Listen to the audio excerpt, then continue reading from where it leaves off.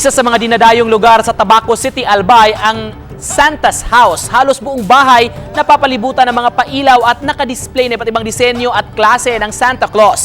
Pasyalan natin sa report ni Jessica Kalinog ng GMA Regional TV Balitang Bicolandia.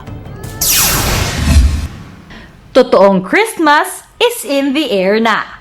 Sa isang bahay nga sa Barangay Baranghawon, Tabaco City, Albay, damang-dama mo na ang presensya ng Kapaskuhan. Ito'y dahil sa nagniningning at makukulay na pailaw at iba't ibang Christmas decoration na makikita sa buong kabahayan na ito. Tinagurian nitong Santa House dahil nag-stand out sa mga dekorasyon na makikita rito ay mga Santa Claus.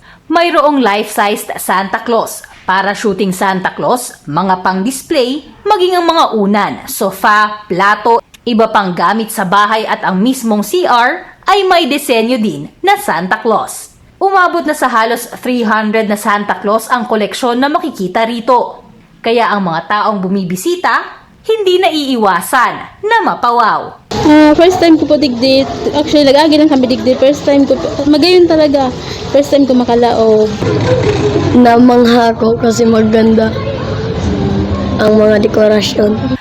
Ayon sa may-ari ng Santa House na si Tess Bungalon, taong 2016 nang simulan nila ng kanyang pamilya ang paglalagay ng dekorasyon sa kanilang bahay, lalo na tuwing Pasko.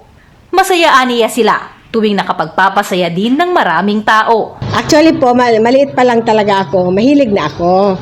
Basta ang Pasko, maski nung maliit pa kami, nag-aano talaga ako ng mga, yung design ng pamasko. Bagamat may epekto pa rin ang pandemya, hindi na napigilan ng pamilya ni Tess na buhayin ang kanilang Santa House. Ayon sa kanya, tila namimiss na rin niya ang mga taong bumibisita sa kanilang bahay. Kaya ngayong Kapaskuhan, welcome na muli ang publiko sa Santa House na ito.